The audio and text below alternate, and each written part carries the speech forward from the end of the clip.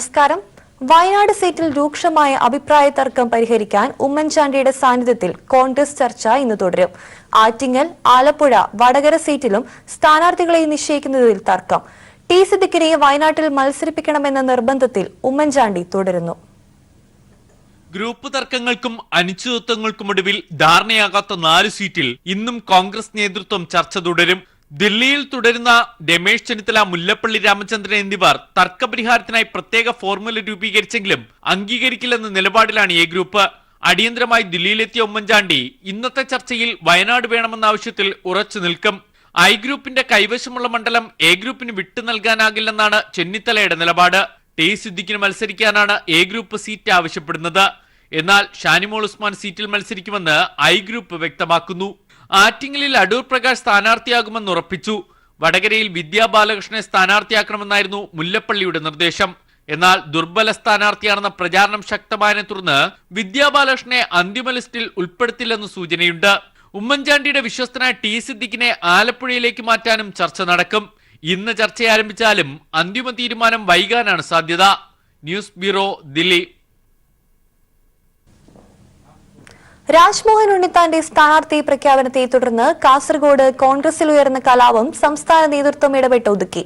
Advocate സുബൈറയ്ക്ക് സ്ഥാനാർത്ഥിത്വം നിഷേധിച്ചതിന് പിന്നിൽ ഡിസിസിയിലെ ചില ഉന്നത നേതാക്കൾ തന്നെയെന്ന് ഡിസിസി ഭാരവാഹികൾ ആരോപണം ഉന്നയിച്ചു. സ്ഥാനാർത്ഥി ആര് തന്നെയായാലും കാസർഗോഡ് LDF മേൽക്കൈ തുടരുമെന്ന് സ്ഥാനാർത്ഥി KP സതീഷ് ചന്ദ്രൻ പറഞ്ഞു. കാസർഗോഡ് ലോക്സഭാ മണ്ഡലത്തിൽ കോൺഗ്രസിന്റെ സ്ഥാനാർത്ഥി ചർച്ചകളിലെവിടെയും ഉയർന്നു വന്നിട്ടില്ലാത്തതാണ് രാജ്മോഹൻ ഉണ്ണിത്താന്റെ പേര്. എന്നാൽ കാസർഗോട്ടെ സ്ഥാനാർത്ഥി ലിസ്റ്റിൽ ആദ്യം മുതൽ സജീവമായി നിന്നതാണ് KPCC അംഗം B സുബയ്യറയുടെ പേര്. പെരിയ ബാലകൃഷ്ണൻ, PC വിഷ്ണുനാഥ്, AP അബ്ദുള്ളക്കുട്ടി എന്നിവരുടെ പേരുകൾ പരിഗണിച്ചുവെങ്കിലും സുബയ്യറയ്ക്കായിരുന്നു മുൻതൂക്കം. DCC പ്രസിഡന്റ് ഹക്കിം കുന്നിൽ ഇടപെട്ട് സുബയ്യറയുടെ സീറ്റ് നിഷേധിച്ചുവെന്ന് ഒരു വിഭാഗം കോൺഗ്രസ് നേതാക്കൾക്ക് പരാതിയുണ്ട്. DCC general secretary advocate Govindan Nair, സുബയ്യറൈ ജില്ലയിൽ സ്ഥാനാർത്ഥിയാകാതിരിക്കാൻ ചിലർ കളിച്ചു എന്ന തോന്നൽ നിങ്ങളുടെ മനസ്സിലുണ്ട്. ആരോ ചിലരുടെ വ്യക്തമായ ചില കരുനീക്കങ്ങൾ ജില്ലക്കകത്ത് അദ്ദേഹം സ്ഥാനാർത്ഥിയാകാതിരിക്കാൻ വേണ്ടി നടത്തിയെന്ന് ഒരു എല്ലാവർക്കും ഒരു പൊതു സംസാരമുണ്ട്. DCC പ്രസിഡന്റിന്റെ ചില ചെയ്തികളോട് ഞങ്ങൾക്ക് ശക്തമായ എതിർപ്പുണ്ട്. ആ എതിർപ്പ് ഞങ്ങൾ KPCCയോട് ആ എതിർപ്പ് പലപ്പോഴും രേഖപ്പെടുത്തിയതാണ്. സുബയ്യറയ്ക്ക് സീറ്റ് നിഷേധിച്ചതിൽ പ്രതിഷേധിച്ച് കോൺഗ്രസിൽ കലാപം ഉയർന്നു. 18ഓളം DCC അംഗങ്ങളും ഭാരവാഹികളും രാജിക്കൊരുങ്ങിയെങ്കിലും ഉമ്മൻചാണ്ടിയും ചെന്നിത്തലയും ഇടപെട്ട് പ്രതിഷേധക്കാരെ പിന്തിരിപ്പിച്ചു. രാജ്മോഹൻ ഉണ്ണിത്താൻ പ്രചാരണ പ്രവർത്തനങ്ങൾക്ക് ഇന്ന് കാസർഗോഡ് ലോക്സഭാ മണ്ഡലത്തിൽ തുടക്കം കുറിക്കും. തെരഞ്ഞെടുപ്പിന് ശേഷം DCC പ്രസിഡന്റിനെ മാറ്റാമെന്ന് ഉറപ്പു ലഭിച്ചതായാണ് പ്രതിഷേധക്കാരുടെ അവകാശവാദം. അതിനാൽ രാജ്മോഹൻ ഉണ്ണിത്താന് വേണ്ടി തങ്ങൾ രംഗത്തിറങ്ങുമെന്നും അവർ വ്യക്തമാക്കി. പ്രതിഷേധമുണ്ടെങ്കിലും അഡ്വക്കേറ്റ് സുബയ്യറൈ പരസ്യ പ്രതികരണത്തിന് തയ്യാറായിട്ടില്ല. UDF സ്ഥാനാർത്ഥി ആരായാലും LDFന് അത് പ്രശ്നമല്ലെന്നും മണ്ഡലത്തിലെ LDF മേൽക്കൈ ഒരു ഘട്ടത്തിലും നഷ്ടപ്പെടില്ലെന്നും സ്ഥാനാർത്ഥി KP സതീഷ് ചന്ദ്രൻ പറഞ്ഞു. ഇവിടെ ആര് സ്ഥാനാർത്ഥിയായാലും അത് LDFന്റെ വിജയസാധ്യതയെ ബാധിക്കുന്നതല്ല. കോൺഗ്രസിലുണ്ടായ പ്രശ്നങ്ങൾ സ്വാഭാവികമായും കോൺഗ്രസ് പ്രവർത്തകന്മാരിൽ മനമെടുപ്പുണ്ടാക്കുന്നത് ഒരു യാഥാർത്ഥ്യമാണ്. സ്ഥാനാർത്ഥി ആരായാലും അത് LDFനെ ബാധിക്കുന്നതല്ല. LDF ഇതര വോട്ടുകൾ ഉൾപ്പെടെ LDFന് ലഭിക്കുന്ന ഒരു രാഷ്ട്രീയ സാഹചര്യമാണ് നിലവിലുള്ളത്. കല്യാശ്ശേരിയിൽ LDF സ്ഥാനാർത്ഥി KP സതീഷ് ചന്ദ്രന് ഇന്നലെ ലഭിച്ചത് ഊഷ്മളമായ സ്വീകരണം. ഇന്ന് ഉദുമ മണ്ഡലത്തിലാണ് സതീഷ് ചന്ദ്രന്റെ പര്യടനം. ക്യാമറാമാൻ ഷൈജു ബലാത്രയ്ക്കൊപ്പം സണ്ണി ജോസഫ്. മിന്നൽ ഹർത്താൽ ആഹ്വാനം ചെയ്തതിന് യൂത്ത് കോൺഗ്രസ് പ്രസിഡന്റ് ഡീൻ കുര്യാക്കോസിനെ എതിരെടുത്ത കോടതിയലക്ഷ്യ കേസ് ഹൈക്കോടതി ഇന്ന് പരിഗണിക്കും. കഴിഞ്ഞ 6-ന് കേസ് പരിഗണിക്കവേ ഡീനിനെതിരെ ഹൈക്കോടതി രൂക്ഷ വിമർശനം നടത്തിയിരുന്നു. മിന്നൽ ഹർത്താലുകൾ തടഞ്ഞുകൊണ്ടുള്ള കേസിൽ കക്ഷിയില്ലായിരുന്നു എന്നത് മതിയായ ന്യായീകരണമാണോ എന്ന് കോടതി ചോദിച്ചിരുന്നു. മറ്റുള്ളവരുടെ മൌലിക അവകാശങ്ങൾ നിഷേധിക്കാൻ ആർക്കും അവകാശമില്ലെന്നും പ്രകോപനം എന്തായാലും നിയമം കയ്യിലെടുക്കാൻ ആർക്കും അധികാരമില്ലെന്നും കോടതി വ്യക്തമാക്കിയിരുന്നു. ഏത് ഹർത്താലിനും മുൻകൂർ നോട്ടീസ് നൽകണമെന്നും മുൻകൂർ നോട്ടീസ് നൽകുന്നത് ഹർത്താലിൽ അക്രമം നടത്താനുള്ള അനുമതി അല്ലെന്നും കോടതി ചൂണ്ടിക്കാട്ടിയിരുന്നു. അതേസമയം മിന്നൽ ഹർത്താലുമായി ബന്ധപ്പെട്ട് ഡീൻ കുര്യാക്കോസിനെതിരെ 193 കേസുകൾ രജിസ്റ്റർ ചെയ്തതായി സർക്കാരും കോടതിയെ അറിയിച്ചിരുന്നു. BJP സ്ഥാനാർത്ഥി പട്ടിക ഇന്ന്. തൃശൂരിൽ തുഷാർ വെള്ളാപ്പള്ളി NDA സ്ഥാനാർത്ഥിയായേക്കും. പത്തനംതിട്ടയിൽ PS ശ്രീധരൻപിള്ളയ്ക്കാണ് മുൻതൂക്കം. K സുരേന്ദ്രന്റെ കാര്യത്തിൽ അനിശ്ചിതത്വം ഇപ്പോഴും നിലനിൽക്കുന്നു. ഇഷ്ട സീറ്റില്ലെങ്കിൽ മത്സരിക്കില്ലെന്ന് നേതാക്കളുടെ കടുംപിടുത്തത്തിനിടെയാണ് പട്ടിക പുറത്തുവരുന്നത്. പ്രതീക്ഷ വയ്ക്കുന്ന മണ്ഡലങ്ങളിൽ പോലും വലിയ തർക്കം നിലനിൽക്കുന്നതിനിടെയാണ് ബി.ജെ.പി. സ്ഥാനാർത്ഥി പട്ടിക പുറത്തുവരുന്നത്. കഴിഞ്ഞ ദിവസം സംസ്ഥാന നേതാക്കൾ കൂടിയാലോചനകൾക്ക് ശേഷം തയ്യാറാക്കി നൽകിയ സ്ഥാനാർത്ഥി പട്ടിക കേന്ദ്ര തെരഞ്ഞെടുപ്പ് സമിതി ഇന്ന് പരിശോധിക്കും. പത്തനംതിട്ടയിൽ സംസ്ഥാന അധ്യക്ഷൻ പി.എസ്. ശ്രീധരൻപിള്ളയ്ക്കാണ് മുൻതൂക്കം. തൃശൂരിൽ ബി.ജെ.പി. കേന്ദ്ര നേതൃത്വത്തിന്റെ സമ്മർദ്ദത്തിന്റെ ഭാഗമായി ബി.ഡി.ജെ.എസ്. അധ്യക്ഷൻ തുഷാർ വെള്ളാപ്പള്ളി മത്സരിക്കുമെന്ന് ഏറെക്കുറെ ഉറപ്പായി. സംസ്ഥാന ജനറൽ സെക്രട്ടറി കെ സുരേന്ദ്രന്റെ സ്ഥാനാർത്ഥിത്വം അനിശ്ചിതത്വത്തിലാണ്. പത്തനംതിട്ടയിലും തൃശൂരിലും ഒരേപോലെ പരിഗണിക്കപ്പെട്ടെങ്കിലും തെരഞ്ഞെടുപ്പ് സമിതിയുടെ പരിഗണനയിലുള്ള പട്ടികയിൽ സുരേന്ദ്രന്റെ പേരില്ല. സുരേന്ദ്രനെ സ്ഥാനാർത്ഥിയാക്കിയില്ലെങ്കിൽ പാർട്ടിയിൽ പൊട്ടിത്തെറിയുണ്ടാകുമെന്നുറപ്പാണ്. അതിനാൽ കേന്ദ്ര നേതൃത്വം ഇടപെട്ട് അവസാന നിമിഷം പട്ടികയിൽ മാറ്റം വരുത്താനുള്ള സാധ്യത തള്ളാനാകില്ല. അങ്ങനെയെങ്കിൽ കെ സുരേന്ദ്രനെ പത്തനംതിട്ടയിൽ പരിഗണിക്കുന്ന സാഹചര്യം വീണ്ടും ഉണ്ടാകും. പാലക്കാട് സീറ്റ് കിട്ടിയില്ലെങ്കിൽ മത്സരിക്കില്ലെന്ന് ശോഭാ സുരേന്ദ്രൻ വ്യക്തമാക്കിയിട്ടുണ്ട്. എം.ടി. രമേശും മത്സരിച്ചേക്കില്ല. ഇപ്പോഴുള്ള സാഹചര്യത്തിൽ 3 ജനറൽ സെക്രട്ടറിമാരും മറ്റ് ചില മുൻനിര നേതാക്കളും പട്ടികയിൽ ഇടം പിടിക്കില്ലെന്നാണ് സൂചന. കഴിഞ്ഞ ദിവസം ബി.ജെ.പിയിൽ ചേർന്ന മുൻ പി.എസ്.സി. Chairman KS. രാധാകൃഷ്ണൻ ആലപ്പുഴയിൽ മത്സരിച്ചേക്കും. പ്രവർത്തകർക്ക് പോലും പ്രതീക്ഷ നൽകാത്ത പട്ടിക അധികാരമോഹം കൊണ്ട് സംസ്ഥാന നേതൃത്വത്തിലെ ഒരു വിഭാഗം തട്ടിക്കൂട്ടുകയായിരുന്നുവെന്ന വിമർശനം പ്രവർത്തകർക്കിടയിൽ ഇപ്പോഴേ ശക്തമായി തുടങ്ങിയിട്ടുണ്ട്. News bureau, Delhi. അന്തരിച്ച ഗോവൻ മുഖ്യമന്ത്രി മനോഹർ പരീക്കറുടെ സംസ്കാരം ഇന്ന് വൈകിട്ട് മിരമാർ ബീച്ചിൽ നടക്കും. പാൻക്രിയ സംബന്ധമായ അസുഖത്തെ തുടർന്ന് ദീർഘനാളായി ചികിത്സയിലായിരുന്നു അദ്ദേഹം. മനോഹർ പരീക്കറുടെ നിര്യാണത്തിൽ രാജ്യത്ത് ഇന്ന് ദുഃഖാചരണം. പ്രധാനമന്ത്രിയും രാഷ്ട്രപതിയും അനുശോചനം രേഖപ്പെടുത്തി. അനാരോഗ്യത്തിലും ഭരണരംഗത്ത് ചുമതലകൾ നിർവഹിച്ച വ്യക്തിയായിരുന്നുവെന്ന് മുഖ്യമന്ത്രി പിണറായി വിജയനും അനുശോചിച്ചു. പാൻക്രിയാസിൽ രോഗം ബാധിച്ചതിനെ തുടർന്ന് യുഎസിലും ഇന്ത്യയിലുമായി വിദഗ്ധ ചികിത്സയിലായിരുന്ന മനോഹർ പരീക്കറുടെ മരണം പനാജിയിലെ വസതിയിലായിരുന്നു. 4 തവണ മുഖ്യമന്ത്രിയായിരുന്ന പരീക്കർ രാജ്യത്തെ ആദ്യ IIT ബിരുദധാരിയായ മുഖ്യമന്ത്രിയാണ്.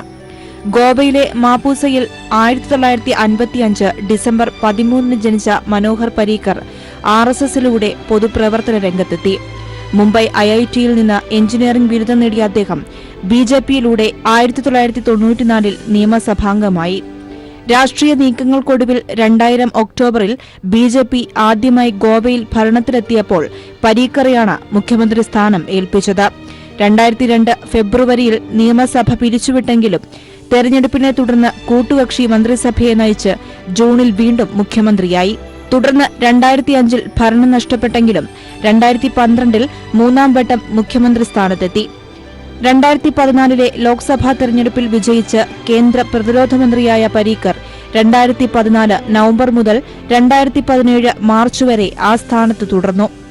2017 മുഖ്യമന്ത്രി സ്ഥാനം ഏറ്റെടുക്കാനായി രാജിവെച്ച മനോഹർ പരീക്കർ തന്റെ സ്ഥിരം മണ്ഡലമായ പനജിയിൽ വിജയിച്ച് വീണ്ടും നിയമസഭാംഗമായി. ഗോവയിൽ മനോഹർ പരീക്കർക്ക് പകരക്കാരനെ കണ്ടെത്താൻ ബി.ജെ.പിയിൽ തിരക്കിട്ട ചർച്ചകൾ നടക്കുന്നതിനിടയിലാണ് മാസങ്ങളായി ആശുപത്രിയിൽ കഴിയുകയായിരുന്ന പരീക്കറുടെ മരണം സംഭവിച്ചത്. News desk.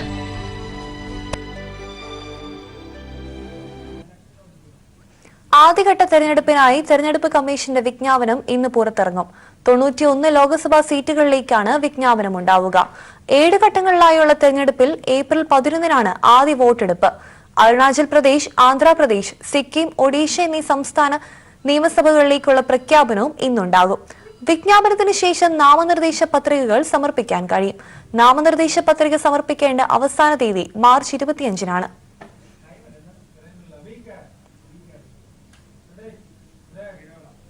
ആദ്യഘട്ട പ്രചാരണത്തിൽ തന്നെ മലയോര ജനതയുടെ മനം കവർന്ന് ഇടത് സ്ഥാനാർത്ഥി അഡ്വക്കേറ്റ് ജോയ്സ് ജോർജ്. കാർഷിക തോട്ടം മേഖലകളിൽ മികച്ച സ്വീകരണമാണ് ഹൈറേഞ്ച് സംരക്ഷണ സമിതി പിന്തുണയ്ക്കുന്ന ജോയ്സിന് ലഭിക്കുന്നത്. ഇടുക്കിയിലെ UDF സ്ഥാനാർത്ഥി ഡീൻ കുര്യാക്കോസ് പ്രചാരണം ആരംഭിച്ചു. ഇടുക്കി ജില്ലയിലെ ഉടുമ്പൻചോല, ദേവികുളം, ഇടുക്കി, പീരുമേട്, തൊടുപുഴ നിയമസഭാ മണ്ഡലങ്ങളും എറണാകുളം ജില്ലയിലെ മൂവാറ്റുപുഴ, കോതമംഗലം മണ്ഡലങ്ങളും ഉൾക്കൊള്ളുന്നതാണ് ഇടുക്കി ലോക്സഭാ മണ്ഡലം. ഇടത് സ്ഥാനാർത്ഥി sitting MP advocate Joyce George മണ്ഡലത്തിലെ ആദ്യഘട്ട പ്രചാരണം പൂർത്തിയാക്കി. കഴിഞ്ഞ പാർലമെന്റ് തെരഞ്ഞെടുപ്പിൽ ഉണ്ടായിരുന്നതിനേക്കാൾ കൂടുതൽ അനുകൂലമായ സാഹചര്യങ്ങളാണ് ഈ തെരഞ്ഞെടുപ്പിൽ ഉള്ളത്. എല്ലാ ഘടകങ്ങളും ഇടതുപക്ഷ ജനാധിപത്യ മുന്നണിക്കും അനുകൂലമാണ്.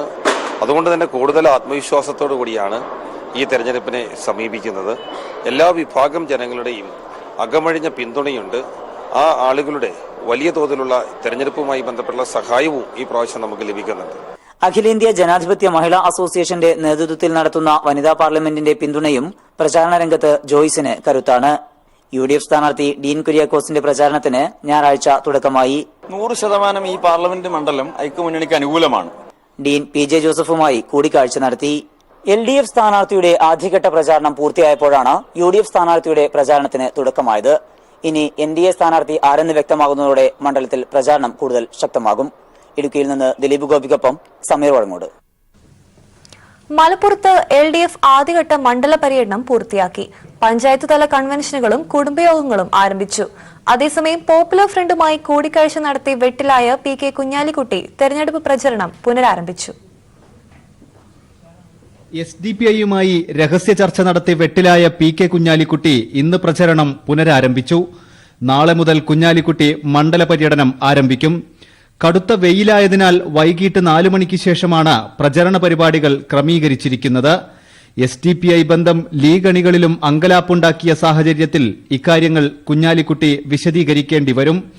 അതേസമയം LDF ക്യാമ്പ് വലിയ ആത്മവിശ്വാസത്തിലാണ്. ഒരു തെരഞ്ഞെടുപ്പിൽ ആദ്യം ഏറ്റുമുട്ടുന്ന ആശയങ്ങൾ തമ്മിലാണ്, രാഷ്ട്രീയം തമ്മിലാണ്. അത് എന്ത് രാഷ്ട്രീയമാണ് ആ സ്ഥാനാർത്ഥിയിലൂടെ ആ മുന്നണി ഉയർത്തുന്നത്, ഈ സ്ഥാനാർത്ഥിത്വം എന്റെ സ്ഥാനാർത്ഥിത്വത്തിലൂടെ എന്റെ മുന്നണി ഉയർത്തുന്നത്. അതാണ് യഥാർത്ഥ പോരാട്ടവും യഥാർത്ഥ സംവാദവും നടക്കുന്നത് ആ ഘട്ടത്തിലാണ്, ആശയത്തിലാണ്, രാഷ്ട്രീയത്തിലാണ്. ആ ഘട്ടത്തിൽ വലിയ മേൽക്കോയ്മ ഇടതുപക്ഷത്തിന് ഇവിടെ നിലനിൽക്കുന്നുണ്ട്. പാർലമെന്റ് മണ്ഡലം, നിയമസഭാ മണ്ഡലം കൺവെൻഷനുകളെല്ലാം പൂർത്തിയായി. മണ്ഡല പര്യടനവും ഒരു റൌണ്ട് പൂർത്തിയായി.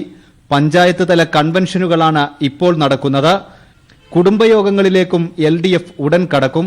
എതിർ സ്ഥാനാർത്ഥി PK കുഞ്ഞാലിക്കുട്ടി മുത്തലാഖ് ബില്ലിലെ വോട്ടെടുപ്പിൽ നിന്ന് വിട്ടുനിന്നതും പോപ്പുലർ ഫ്രണ്ട് ബന്ധവും രാഷ്ട്രീയ ആയുധമാക്കിയാണ് VP സാനുവിന്റെ പ്രചരണം മുന്നേറുന്നത്.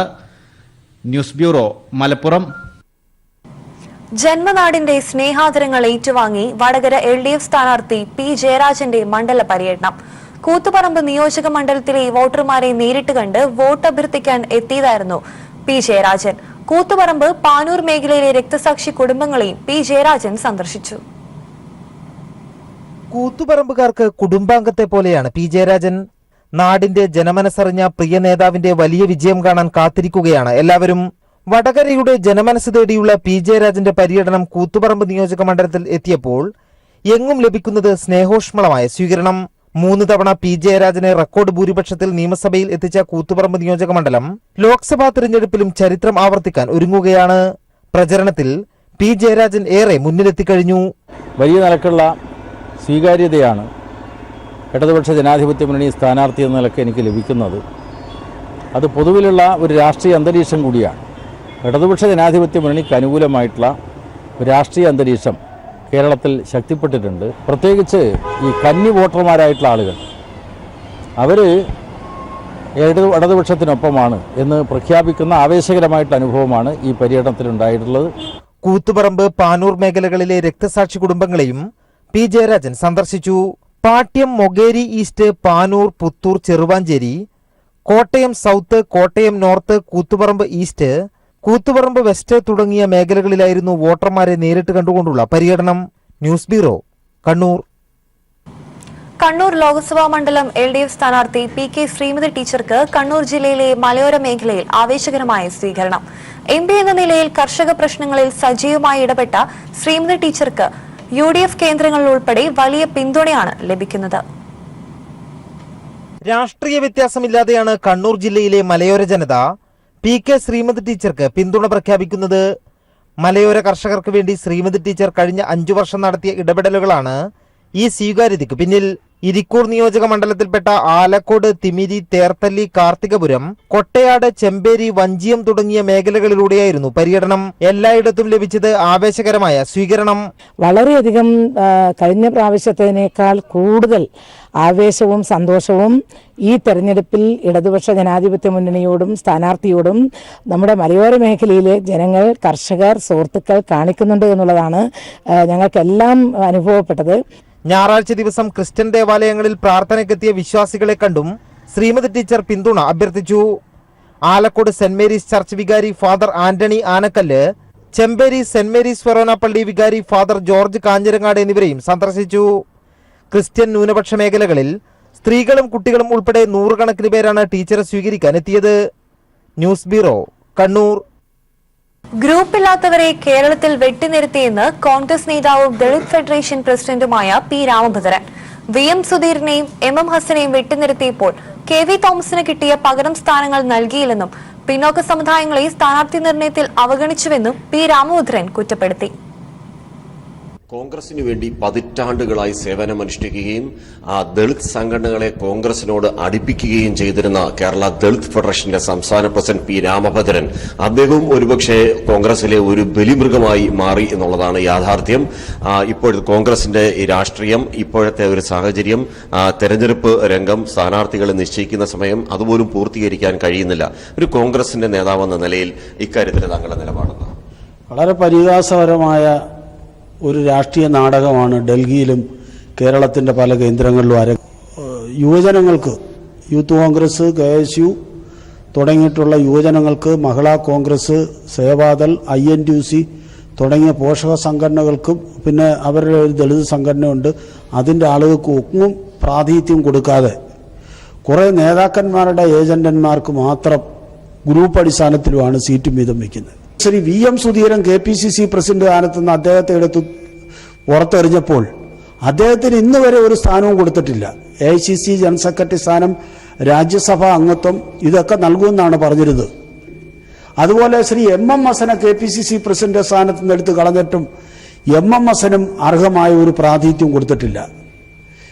2 സീറ്റുകളാണ് കേരളത്തിലെ ഏറ്റവും വലിയ പ്രബല സമുദായമായ ഈഴവ സമുദായത്തിന് കൊടുക്കാൻ പോകുന്നത്. ആ 2 സീറ്റും യാതൊരു വിജയസാധ്യതയില്ലാത്ത സീറ്റുകളാണ്. ഇങ്ങനെ ദലിത് പിന്നോക്ക വിഭാഗങ്ങളെയും ബാക്കി എല്ലാ വിഭാഗങ്ങളെയും, ദലിത് പിന്നോക്ക വിഭാഗങ്ങളൊന്നല്ല, കോൺഗ്രസിനകത്തെ എല്ലാ വിഭാഗങ്ങളെയും തമ്മിലടിപ്പിച്ച് പല തട്ടിലാക്കി ഗ്രൂപ്പ് പ്രവർത്തനവും ഒരു തരം മാഫിയ സംഘങ്ങളുടെ ഇടപെടലുമൊക്കെയാണ് നടക്കുന്നത്. അതുകൊണ്ട് ഈ രാഷ്ട്രീയ നാടകം കേരളത്തിൽ വിലപ്പോവില്ല. കേരളത്തിലെ ജനാധിപത്യ വിശ്വാസികൾ, മതേതര വിശ്വാസികൾ ഇതിന് തക്കതായ തിരിച്ചടി നൽകുമെന്നുള്ള കാര്യത്തിൽ യാതൊരു സംശയവും വേണ്ട. കോൺഗ്രസിന്റെ ഒരു ഗതികെട്ട ഒരു സാഹചര്യം, ഒപ്പം തന്നെ അദ്ദേഹത്തിന്റെ സ്വന്തം കാര്യം പറഞ്ഞില്ലെങ്കിൽ പോലും കോൺഗ്രസിന് നേതാക്കന്മാരുടെ സ്ഥിതി ഇതാണെങ്കിൽ KDFന്റെ നേതാവും അതുപോലെ കോൺഗ്രസിന്റെ KPCC അംഗമൊക്കെ ആയിരുന്ന ഈ രാമഭദ്രൻ, എക്സിക്യൂട്ടീവ് അംഗമായിരുന്ന രാമഭദ്രൻ, അദ്ദേഹത്തിന്റെ ഒരവസ്ഥ എന്തായിരിക്കും?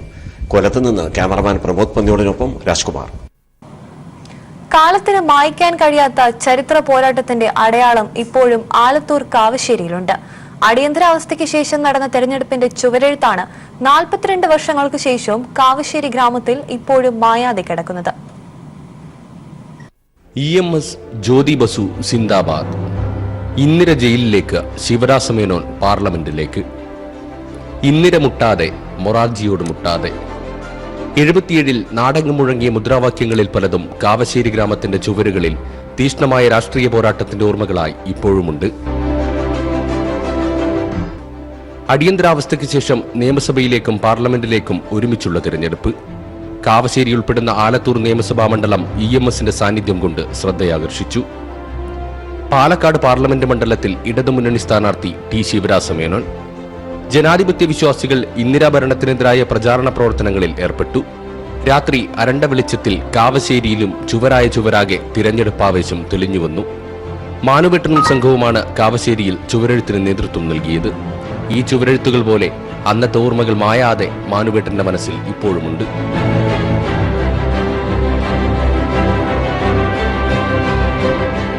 അന്നത്തെ അടിയന്തരാവസ്ഥയിലുണ്ടായിട്ടുള്ള ആ ചിന്താശക്തിയാണ് ഇതിലേക്ക് എഴുതാൻ കാരണം, അതിലെ ഭീകരത. അപ്പോൾ അതിന് പകരം ജനങ്ങൾ ചോദിക്കുമെന്നുള്ള ലക്ഷ്യമാണ് എഴുതിയത്. അന്ന് ചെങ്കല്ലുപ്പൊടിയും ചുണ്ണാമ്പും, അതിൽ ചുണ്ണാമ്പിൽ പഞ്ചസാര ഇടും, എന്നിട്ട് അതിനെ പെയിന്റാക്കും. ആലത്തൂരിൽ EMSനെതിരെ അന്ന് കോൺഗ്രസിലെ യുവരക്തമായിരുന്ന VS വിജയരാഘവൻ പശുവും കിടാവും ചിഹ്നത്തിൽ വോട്ട് തേടി. പാലക്കാട് പാർലമെന്റ് മണ്ഡലത്തിൽ T. ശിവരാജ മേനോനെതിരെ കോൺഗ്രസിലെ സുന്ന സാഹിബ്. ശക്തമായ മത്സരം നടന്നപ്പോൾ ആലത്തൂരിൽ EMS 1999 വോട്ടുകൾക്ക് വിജയിച്ചു. ഈ വാർത്താ ബുള്ളറ്റിൻ പൂർണ്ണമാവുന്നു. നമസ്കാരം.